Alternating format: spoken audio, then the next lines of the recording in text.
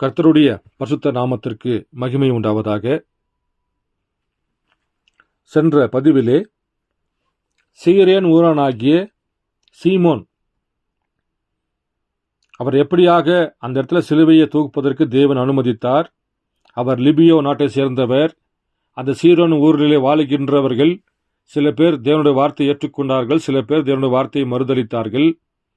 அதே போல் அவர் பனி வெண்புறா என்ற செய்தியிலே அவர் பேசுகின்ற பொழுது அந்த சீரோன் ஊரனாகிய அவருடைய மகள், அவருடைய பிள்ளைகள் பிரண்ணாம் கூடத்தில் நின்று கொண்டு குருடாக நின்று கொண்டிருந்தால் அவள் பிதாவை காண வேண்டும் என்று விரும்பினால் பிதா யார் என்பதை அவள் கண்டு கொண்டாள் என்று சென்ற பதிவிலே நான் வாசித்து காண்பித்தேன். இப்பொழுது இந்த விலையேற பெற்ற மூன்றாவது வேதகமாகிய குற்றச்சாட்டு என்ற செய்தியிலே மிகவும் ஆழமான காரியங்கள் உண்டு. இதை எத்தனை பேர் நீங்கள் வாசித்திருப்பீர் என்று எனக்கு தெரியவில்லை. இருந்தாலும் இந்த செய்தியை கேட்கிற நீங்கள் கண்டிப்பாக இந்த குற்றச்சாட்டு இண்டிகிட்மெண்ட் ஜூலை மாதம் 7ஆம் தேதி 1963 ஆண்டில் கொடுக்கப்பட்ட இந்த விலையேற பெற்ற மூன்றாவது வேதாகமத்தை நீங்கள் கண்டிப்பாக வாசிக்க வேண்டும் நான் விரும்புகிறேன். ஏனென்றால் இது இன்றைக்கு சபை ஸ்தாபனங்களில் இருக்கிறது போல இந்த சாண்டா கிளாஸ் பற்றியோ அல்லது கர்த்தரை மறுதளிக்கிற வார்த்தைகள் பற்றியோ சபை ஸ்தாபனங்கள் போதிக்கிற மாதிரி அப்படிப்பட்ட இந்த வார்த்தை இது அல்ல. இது ஜீவிக்கிற தேவனுடைய வார்த்தையாக இருக்கிறது. இது கர்த்தரே தன் நாவினாலே பேசின வார்த்தை. இது உரைக்கப்பட்ட வார்த்தை. கர்த்தர் பேசின வார்த்தை. இது மூன்றாவது வேதகமாக இருக்கிறது. சில பேருக்கு இது ஏற்றுக்கொள்வது மிகவும் கடினமாகத்தான் இருக்கும். ஆனால் இது ஏற்றுக்கொள்வதற்கும் சில பேர் இருப்பார்கள். ஏனென்றால் தேவனுடைய வார்த்தை ஒவ்வொரு காலத்திலும் பூமியில வருகின்ற பொழுது சில பேர் அவர்களுக்கு ஜீவனை தருகிறது, சில பேருக்கு அது மரணத்தை உண்டாக்கிறது. அதே போல இந்த கடைசி நாட்களிலே ஜீவன் பெற்றுக்கொண்ட பிள்ளைகளுக்கு மாத்திரமே இது மூன்றாவது வேதகம் என்று நன்றாக புரியும். அப்படிப்பட்ட பிள்ளைகள் கண்டிப்பாக இந்த குற்றச்சாட்டு இண்டிகிட்மெண்ட் என்ற செய்தி கண்டிப்பாக நீங்கள் வாசிக்க வேண்டும் என்று நான் விரும்புகிறேன். பாருங்கள், அப்போ இயேசு கிறிஸ்துவை கல்வாரி சிலுவையிலே அழைத்து கொண்டு செல்கின்ற பொழுது எல்லாருமே இங்கு இருந்தார்கள். 12 கோத்திரங்கள் இருந்தார்கள், போர்ச்சவர்கள் இருந்தார்கள், அப்போஸ்தலர் நின்று கொண்டு பார்த்திருந்தார்கள். ஆனால் சம்பந்தமே இல்லாத வழிபோக்கன் ஆகிய சீரேன் ஊரானாகிய சீமனை கொண்டு வந்து சிலுவை பாரத்தை தூக்க வைத்தார்கள். தேவன் தூக்க வேண்டிய பாரத்தை ஒரு மனிதன் தூக்க முடியாது. ஆனால் தேவன் அங்கு அனுமதிக்கின்றார். ஏன் அனுமதிக்கின்றார்? அப்ப அந்த சிலுவை தூக்குன அந்த நிகழ்ச்சி இன்றைக்கு யாருக்கு அது அடையாளமாக இருக்கிறது? அப்படி என்று பார்ப்பீர் என்றால் குற்றச்சாட்டு என்ற செய்தியில 291வது பேரா முதல் 294வது பேரா முதல் நான் கொஞ்சம் வாசிக்கிறேன். வீணாய் எனக்கு ஆராதனை செய்கிறார்கள் என்று இயேசு கூறினார். வீணாய் அந்த ஆராதனை எவ்வித பலனையும் தருவதில்லை. அவர்கள் யாரை ஆராதனை செய்தனர்? முதலாம் முறையாக சிலுவையில் அறைந்த அதே தேவனை அக்காலத்தவர் ஆராதித்தனர். ஆனால் அது வீணான ஆராதனையாக இருந்தது. இன்றைக்கும் அதுவே சம்பவிக்கிறது. பாருங்கள் எப்படிப்பட்ட ஒரு பேரா என்று. முதல் வரியிலே வெளிப்பட்டு கல்வாரி சிலுவையில் அடைக்கப்பட்ட இயேசு கிறிஸ்துவை அக்காலத்தவர் ஆராதித்தது போல, ஆனால் அது வீணான ஆராதனையாக இருந்தது. இன்றைக்கும் அதுவே சம்பவிக்கிறது. பாருங்கள், இயேசு கிறிஸ்து வந்தார், உலக ஜனங்களுடைய பாவங்களை சுமந்து கொண்டு மரித்தார், உயிர் தெழுந்தார். அவர் சாகவில்லையே, அவர் உயிர் தெழுந்தார். அப்ப அந்த உயிர் தெழுந்த தேவன் எங்கே? பாருங்கள், எம்மாவுஸ் ஸ்ட்ரீட்ல பேசினார். ஆனால் அவர் இயேசு கிறிஸ்து ரூபத்தில் வரல. எம்மாவுஸ்யர்கள் இயேசு கிறிஸ்துவை பிரசங்கம் பண்ணுகின்ற பொழுது பார்த்தார்கள். மதலேனா மரியாளும் இயேசுவாக இருந்து கொண்டு பிரசங்கம் செய்கின்ற பொழுது, மலை பிரசங்கத்தில் நின்று கொண்டிருக்கின்ற பொழுதும் 12 கோத்திரங்களுமே எல்லோருமே இயேசு கிறிஸ்து ரூபத்தை பார்த்தார்கள். ஆனால் மரித்து உயிர்த்தெழுந்த பிறகு மதலேனா மரியாள்கிட்ட வருகின்ற பொழுது மதலேனா மரியாளுக்கு அந்த உருவத்தை அடையாளம் கண்டு கொள்ள முடியவில்லை. எம்மாவோர் சீசர்ஸில் வருகின்ற பொழுதும் எம்மாவோர் சீசர்களும் அவரை அடையாளம் கண்டு கொள்ள முடியவில்லை. அதே போல பூட்டின வீட்டுக்குள்ளே அப்போஸ்தலர்கள் மத்தியிலும் தேவன் வெளிப்படுகின்ற பொழுதும் அவரை அடையாளம் கண்டு கொள்ளவில்லை. ஆனால் அவர் உயிர்த்தெழுந்தார். அப்ப அந்த உயிர்த்தெழுந்த தேவன் எந்த ரூபத்தில் இருந்தார்? இயேசுவாக இருந்த அதே ரூபத்தில் இருந்திருந்தார்னா மதலேனா மரியாளு கண்டுபிடிச்சிருப்பா, எம்மாவோர் சீசரும் கண்டுபிடிச்சிருப்பாங்க, அப்போஸ்தலர்களும் பூட்டின வீட்டுக்குள்ள இயேசு கிறிஸ்து வந்து நிற்கின்ற பொழுதும் கண்டுபிடிச்சிருப்பாங்க. ஆனால் ஏன் அவர்களால் இயேசுவை அடையாளம் கண்டு கொள்ள முடியவில்லை? ஏனென்றால் அவர் மகிமை அடைந்த சரீரத்துக்குள் வந்தார், தன் ரூபத்தை மாற்றிக்கொண்டார், தன் முகத்திரையை மாற்றிக்கொண்டார். அப்படி மாற்றிக்கொள்கின்ற பொழுது பாருங்கள், இயேசுவை சிலுவையில் அறைவதற்கு முன்பாக பார்த்தவர்கள் இயேசு கிறிஸ்து சிலுவையில் அறையப்பட்டு மரித்து உயிர்த்தெழுகின்ற பொழுது அவரை காண முடியவில்லை. சென்ற பதிவில் நசரேயன் விரதம் என்ற செய்தியில் நான் பேசியிருப்பேன். பாருங்கள், அவர் மரித்து உயிர்த்தெழுந்து வருகின்றார், ரூபம் மாற்றப்படுகிறது. ஆனால் இவர்களோ யாரை வணங்குகிறார்கள்? முதல் முறையாக சிலுவையில் அறைந்த அதே தேவனை அக்காலத்தர் ஆராதனித்தனர். ஆனால் அது வீணான ஆராதனையாக இருந்தது. இன்றைக்கும் அதுவே சம்பவிக்கிறது. தேவன் ஒவ்வொரு காலத்துக்கும் தன்னுடைய ரூபத்தை மாற்றுகின்றார், முகமுடியை மாற்றுகின்றார். வார்த்தையை மாத்திரம் தேவன் மாற்றுவது இல்லை. மோசே கிட்ட முதுகை காமிக்கிறாரு, ஆபிரகாம்கிட்ட மெல்கிசேதேக்காக வெளிப்பட்டாரு. அதே தேவன் 3 பேராக வந்து ஏழையமாக நின்று கொண்டிருந்தாரு. அதே தேவன் குழந்தையாக பிறந்து இயேசுவாக நின்று கொண்டிருந்தாரு. இந்த 2ஆம் வருகையில வருகின்ற பொழுது பாருங்கள், அவர் மறுபடியுமாக இன்னொரு ரூபத்தில் வருகின்றார். தன் முகத்தை மாற்றிக்கொள்கின்றார். ஆனால் வார்த்தையை மாற்றவில்லை.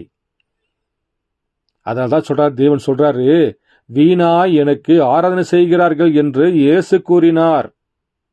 வீணாய் அந்த ஆராதனை எவ்வித பலனையும் தருவதில்லை. அவர்கள் யாரை ஆராதனை செய்கின்றனர்? முதலாம் முறையாக சிலுவையில் அறைந்த அதே தேவனை அக்காலத்தவர் ஆராதனை செய்தனர். ஆனால் அது வீணான ஆராதனையாக இருந்தது. இன்றைக்கும் அதுவே சம்பவிக்கிறது. வீணாய் அவர்கள் ஸ்தாபனங்களை கட்டுகின்றனர். வீணாய் அவர்கள் வேத பள்ளிகளை கட்டுகின்றனர். வீணாய் அவர்கள் கோட்பாடுகளை ஏற்றுக்கொண்டு மனிதருடைய கற்பனைகள் உபதேசங்களாக போதித்து தேவனுடைய வார்த்தையை மறுதலிக்கின்றனர். அவருடைய வார்த்தைக்கு பதிலாக மனிதருடைய கற்பனைகளை அவர்கள் போதிக்கும் காரணத்தினால் ஜீவாதிபதியை சிலுவையில் அறைந்த குற்றத்திற்கு ஆளாகின்றனர். வீணாய் எனக்கு ஆராதனை செய்கிறார்கள். நிர்வாணமாக்கப்பட்டு குத்தப்பட்டு முள்முடி சூட்டப்பட்டவராக இருந்தார். எப்படிப்பட்ட ஒரு வார்த்தை பாருங்கள். ஏனென்றால் இயேசு கிறிஸ்து ஒவ்வொரு காலத்திலும் வெளிப்படுகின்ற பொழுது தன்னுடைய முகத்திரையை மாற்றிக்கொள்கிறார். நீங்க முகத்தை பார்த்து அவரை நீங்கள் ஆராதிக்க முடியாது. கர்த்தருடைய வார்த்தை கொண்டு தான் நீங்கள் ஆராதிக்க முடியும். ஆதியிலே வார்த்தை இருந்தது, அந்த வார்த்தை தேவனாக இருந்தது. அந்த வார்த்தை பாருங்கள் மாமிசமாகிவிட்டது. அப்ப இன்றைக்கு ஒரு மனிதன் எங்க வர வேண்டும்? வார்த்தையின் மீது தான் நம்பிக்கை வைக்க வேண்டும், உருவத்தின் மீது அல்ல. அப்ப ஆபிரகாம் பார்த்த உருவம் எந்த உருவம்? அவர் மெல்கிசேதேக்கை பார்த்த எந்த உருவம்? பாருங்கள், அவர் உருவத்தில் வரவில்லை, அவர் வார்த்தையாக வெளிப்படுகின்றார். அப்படி வார்த்தைக்கு பதிலாக செய்து விட்டார்கள். இந்த கடைசி நாட்களிலே அந்த சிலுவையில் அடைக்கப்பட்ட அந்த ரூபத்தை வைத்துக்கொண்டு, சிலுவையை வைத்துக்கொண்டு அவர்கள் வணங்கி கொண்டிருக்கின்றார்கள். ஆனால் தேவன் எங்க இருக்கின்றார்? வார்த்தையாக இருக்கின்றார். என் வேத வார்த்தைகளை நீங்கள் ஆராய்ந்து பாருங்கள், அதில் தான் நித்திய ஜீவன் என்று வேதம் போதிக்கிறது. அப்போ என்ன செஞ்சிட்டாங்க பாருங்கள், இவங்க வார்த்தையை மறுதலிச்சு பெண்கள் எப்படி இருக்க வேண்டும் என்று சொல்லப்பட்ட வார்த்தைக்கு பெண்கள் ஆப்போசிட்டாகவும், ஒரு போதகர் எப்படி இருக்க வேண்டும் சொல்லப்பட்ட வார்த்தைக்கு போதகர் ஆப்போசிட்டாகவும், ஒரு கணவன் ஒரு ஆண்மகன் எப்படி இருக்க வேண்டும் என்ற வார்த்தைக்கு பதிலாக அவர்கள் ஆப்போசிட்டாக நின்று கொண்டு பாருங்கள், எதிர்மாறாக நின்று கொண்டு கர்த்தருடைய வார்த்தையை மறுதலித்து விட்டார்கள். அப்படி மறுதலிக்கின்ற பொழுது பாருங்கள், மறுபடியுமாக இயேசு கிறிஸ்துவை இரண்டாவது முறையாக சிலுவையில் அடைக்கின்றனர். பாருங்கள், மறுபடியுமாக வார்த்தையை கீழ்ப்படியாமல் போவதனாலே அவர்கள் மறுபடியுமாக சிலுவையில் தேவனை இரண்டாம் வரியிலே அடிக்கிறார்கள். பாருங்கள், மறுபடியுமாக அவர்கள் பரியாசக்காரர்களால் முள்முடி சூட்டப்படுகிறார். பிரசங்கத்து பீடத்திலிருந்து கோட்பாடுகளினால் விழாவில் குத்தப்படுகின்றார். முதல் வரிகளை குத்தப்பட்ட அதே பாரத்தை தான் பாருங்கள், இரண்டாவது முறை வருகின்ற பொழுது தேவனை பிரசங்கப்பீடத்திலே அவரை சிலுவையில் அறைகின்றனர். அப்ப இரண்டாவது முறை தேவன் எப்படி வந்தார்? பிரண்ணாமாக வெளிப்படுகின்றார். பிரண்ணாமாக வெளிப்படுகின்ற பொழுது பாருங்கள், பிரசங்கப்பீடத்திலே மறுபடியுமாக இயேசு கிறிஸ்துவை சிலுவையில் அறைகின்றனர். அவருக்கு, அதாவது 194 பேர், அவருக்கு இப்பொழுது ஒரு புதிய கொல்கதா உள்ளது. அவரை அவர்கள் எங்கே கொண்டு சென்றனர்? அங்கி அணிந்த பாடகர் குழுவும் குட்டைக்கால் சட்டை அணிந்த பெண்களும் தலைமயிர் கத்திரித்துக் கொண்டு முகத்தில் வர்ணம் தீட்டிக் கொண்டிருந்த தேவ தூதர்களைப் போல பாடகர் குழுவில் திறன்பட பாடும் இவர்கள், அதுதான் அவருடைய புதிய கொல்கத்தா. நவீன அரை நிர்வாணிகள் சோதோம் கொமராவில் நடந்தது போல நாட்டின் சட்டத்திட்டங்களினால் பாதுகாக்கப்படுகின்றனர்.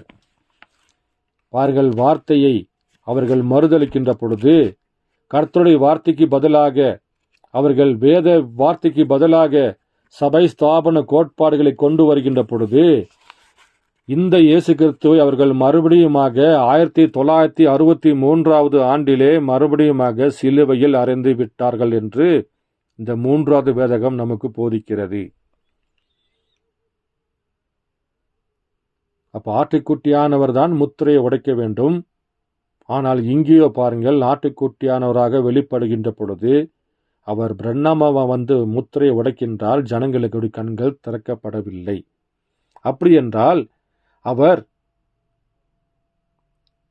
முதல் வரியிலே சீரேனின் ஊரனாகிய சீமோனை தேவன் எதற்கு அனுமதித்தார்? அவர் யாருக்கு அடையாளமாக இருக்கின்றார்?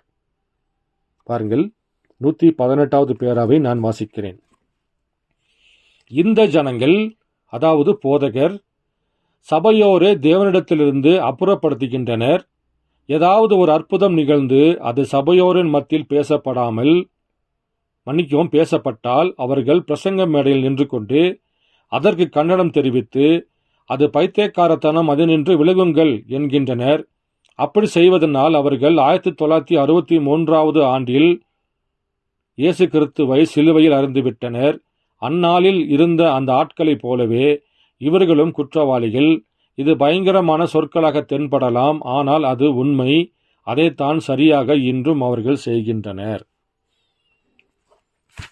பாருங்க, இந்த கடைசி நாட்களிலே 1963 ஆண்டில் மறுபடியுமாக இயேசு கிறிஸ்துவை இந்த போதகர்கள், இந்த சபை ஸ்தாபனங்கள் மறுபடியுமாக இரண்டாவது முறை சிலுவையில் அடைந்து விட்டார்கள். அந்நாளில் இருந்த ஆட்களைப் போலவே இவர்களும் குற்றவாளிகள். இது பயங்கரமான சொற்களாக தென்படலாம், ஆனாலும் அதுதான் உண்மை. அப்ப 1963 எங்கெங்க இயேசு கிறிஸ்து வந்தாரு? எந்த சிலுவையங்க அவர் தூக்குனாரு? எந்த கபால ஸ்தலத்தில் அவர் அடிக்கப்பட்டாரு? எந்த கொல்கத்தால் அடிக்கப்பட்டாரு? பாருங்கள், தேவன் எளிமையாக வெளிப்பட்டு விட்டார்.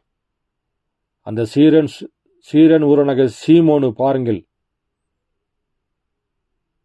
இன்றைக்கு 2வது வரிகளை வெளிப்படுகின்ற பொழுது கர்த்தர் தூக்க வேண்டிய சிலுவை பாரத்தை ஒரு மனிதன் தூக்கினாரே, இன்றைக்கு முத்திரையை உடைக்க வேண்டிய ஆட்டுக்குட்டியானவர் பாருங்கள், இன்றைக்கு தேவன் ஒரு மனிதனை பிரண்ணாமை வைத்துக் கொண்டு பாருங்கள், அவர் முத்திரையை உடைத்து வைத்து விட்டார்.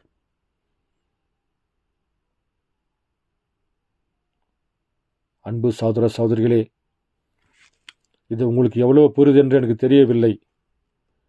ஏனென்றால் ஒரு மனிதன் தூக்க வேண்டிய பாரத்தை தேவன் எப்படி அவருக்கு அனுமதிக்கின்றார்? தேவன் தூக்க வேண்டிய பாரத்தை தேவன் ஒரு மனிதனுக்கு அனுமதிக்கின்றார். யெகோவா தேவன் தான் ஆதாமும் ஏவாள் செஞ்ச பாவத்துக்கு தன் ஜீவனை கொடுத்து ரத்தத்தை கொடுத்து மீட்க வேண்டும். அப்படி இருக்கின்ற பொழுது அந்த இடத்துல பாருங்கள், சம்பந்தமே இல்லாத ஒருவனை தேவன் அங்கு அனுமதிக்கின்றார். அதே போல 2ஆம் வரிகளை வருகின்ற பொழுது பாருங்கள், 1963 ஆண்டிலே பிரசங்கப்பீடத்திலே இயேசு கிறிஸ்துவை அவர்கள் விலா எலும்பிலே பாருங்கள் ஈட்டியாலே குத்தப்படுகின்றார். அப்படி குத்தப்படுகின்ற பொழுது அங்க பிரசங்கப்பீடத்தில் நின்று கொண்டிருந்தவர் பிரண்ணாமாக நின்று கொண்டிருக்கின்றார்.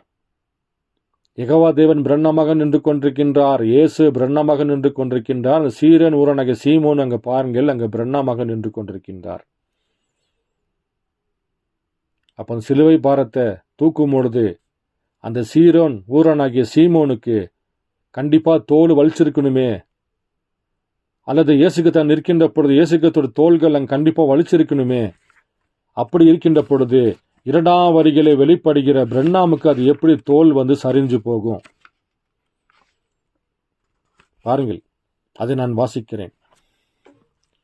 383 பேரா, குற்றச்சாட்டு என்ற புஸ்தகத்தில் 383 பேரா. நேற்று நான் ஒரு இடத்திற்கு சென்றிருந்தேன். அங்கு ஒரு மனிதன் என் சூட் கோட்டுக்கு அளவு எடுத்தார். அந்த சபையில் உள்ள ஒரு சகோதரன் அதை எனக்கு வாங்கி கொடுத்தார். அவர், நீங்கள் அணிந்திருந்த சூட் கோட் தேகத்திற்கு உஷ்ணம் உண்டாக்கும்படி இருந்தது. எனவே குளிர்ச்சி தரும் சூட் கோட்டை ஒன்றை நான் வாங்கி கொடுக்க முன் வந்தேன் என்றார். அளவு எடுத்த அந்த மனிதன், உங்கள் வலது தோல் கீழே சரிந்திருக்கிறது. முன்பொரு நாளில் நீங்கள் அதன் மேல் பாரமான சுமையை சுமந்திருப்பீர்கள் என்றார்.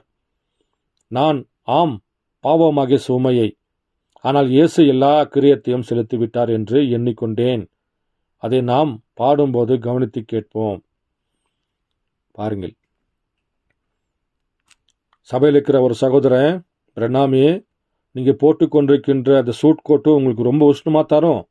அதனாலே குளிர்ச்சி தரும்படியாக ஒரு சூட் கோட்டை உங்களுக்கு நான் வாங்கித்தரேன் என்று சொல்லி அவரை அழைத்து கொண்டு அளவெடுக்கிற டெய்லர்கிட்ட போய் நிற்கிறாங்க.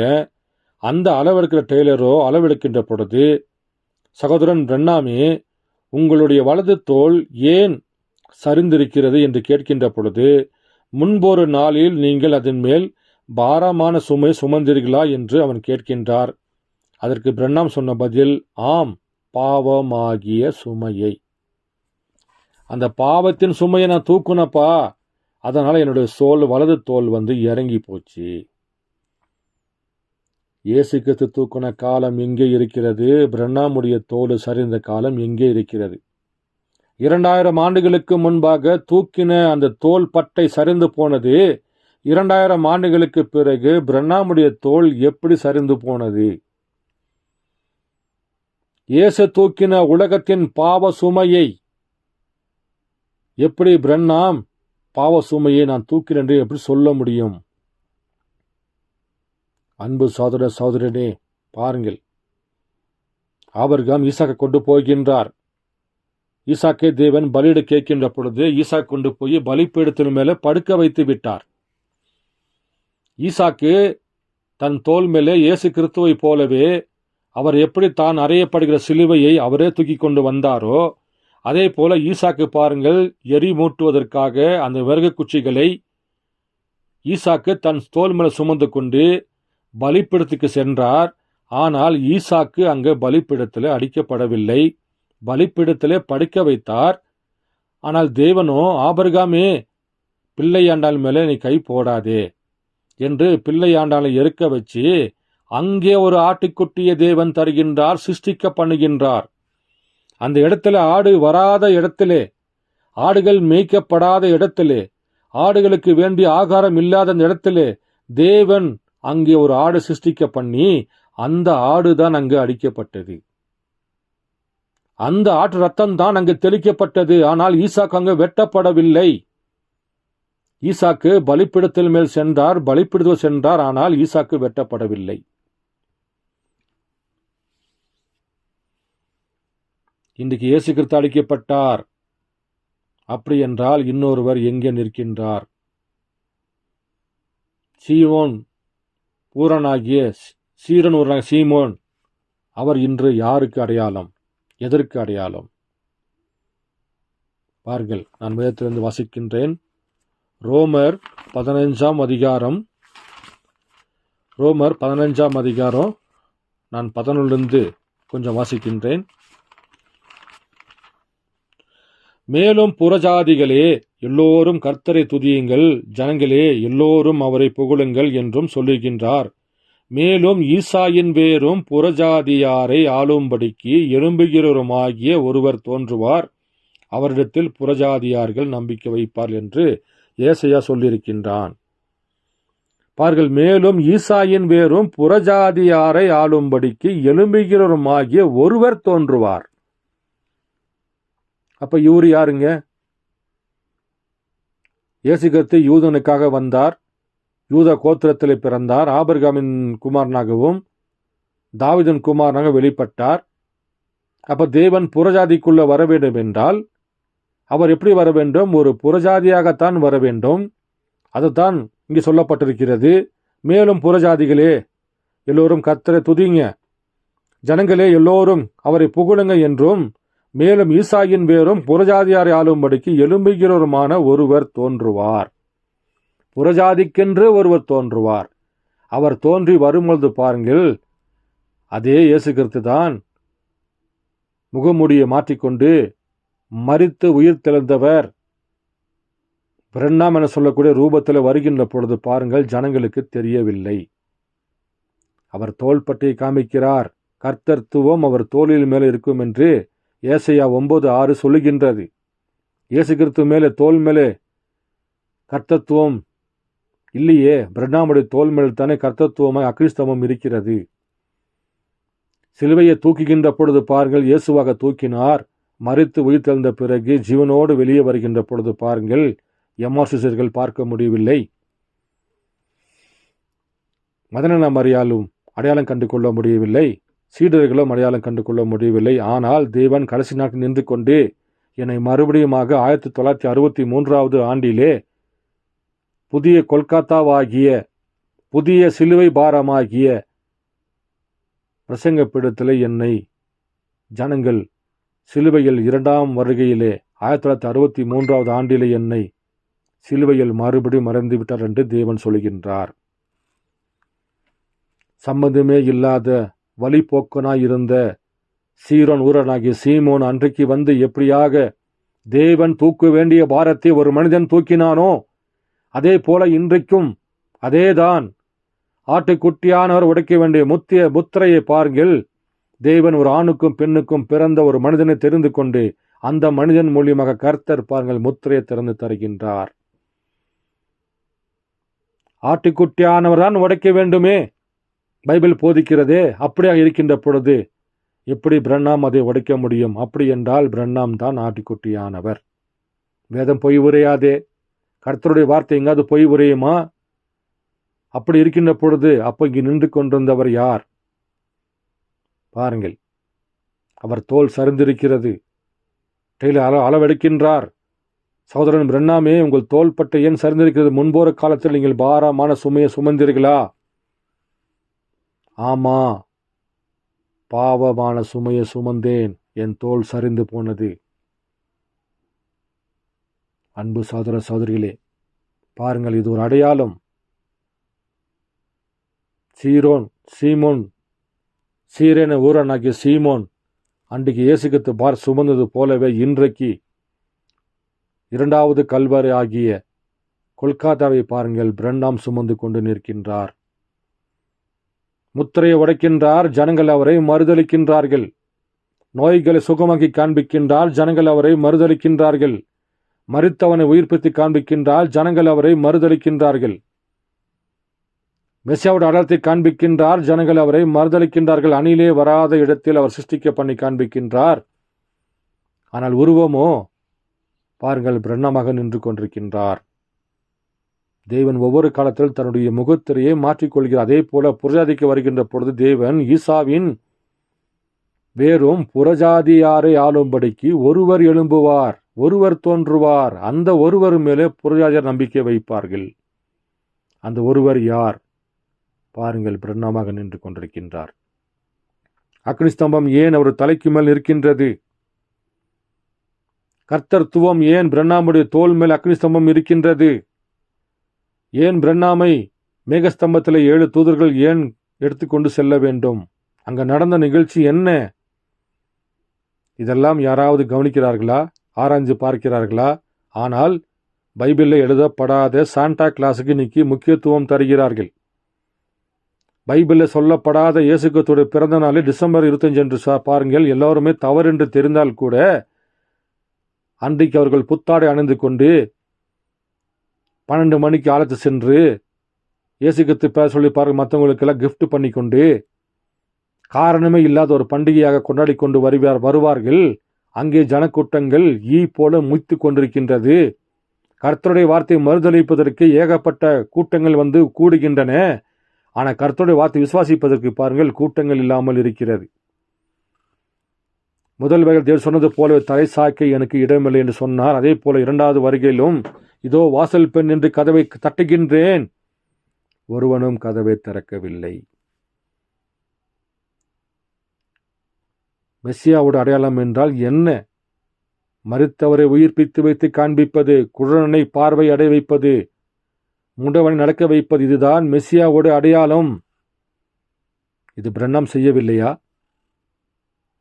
எத்தனை பேர்த்த உயிர்ப்பித்த? 8 பேர்த்த மரித்த 8 பேர்த்த உயிர்ப்பித்து காண்பித்தார். இது எதற்கு அடையாளம்? மெசியாவுக்கு அடையாளம். அப்ப அந்த மெசியா பிரசங்கப்படத்தில் நின்று கொண்டு வார்த்தையின் ரகசியங்களை வெளிப்படுத்தி காண்பிக்கின்றால் ஜனங்களோ விசுவாசிக்காமல் மறுதளித்து அவரை புதிய கொல்கத்தாக பிரசங்கப்படத்திலே ஈட்டியாலே குத்திவிட்டார்கள். முதல் வரிகளை எப்படி யூதாஸ் காரியத்தை அவர்கள் மன்னிக்கவும் பரபாசை எப்படி ஏற்றுக்கொண்டு தேவனை மறுதளித்த, அதே போல இன்றைக்கு ஜனங்கள் சபை ஸ்தாபன கோட்பாடுகளை ஏற்றுக்கொண்டு கர்த்தருடைய வார்த்தையை மறுதளித்து போட்டார்கள். அப்படி மறுதளிக்கின்ற பொழுது பாருங்கள், 1963 ஆண்டிலே இயேசு கிறிஸ்துவை மறுபடியுமாக இந்த போதகர்கள் தான் கிறிஸ்தவ சொல்லிக் கொண்டிருக்கிறார்களே, பைபிளை தூக்கி கொண்டு செல்கிறார்கள். இவர்கள் தான் 1963 ஆண்டில் என்னை மறுபடியுமாக 2வது கொல்கத்தாவுக்கு கல்வாரி சிலை அடைந்து விட்டார்கள்.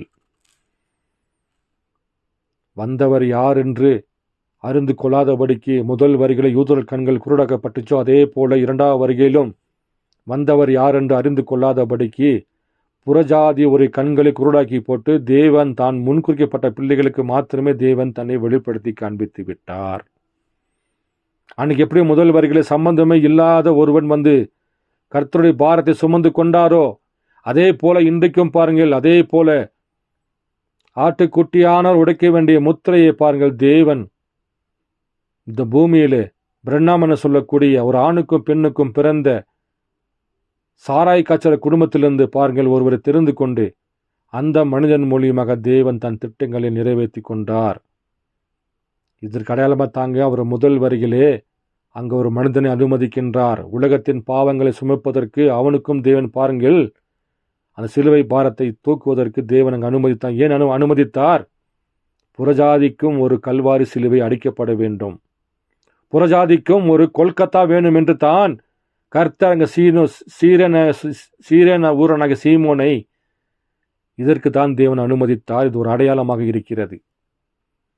ஆனால் யாராவது ஏற்றுக்குவாங்களா? விசுவாசிப்பாங்களா? கர்த்தருக்கு தூய் சொல்லுவாங்களா? கர்த்தருக்கு ஆமென்னு சொல்லுவார்களா?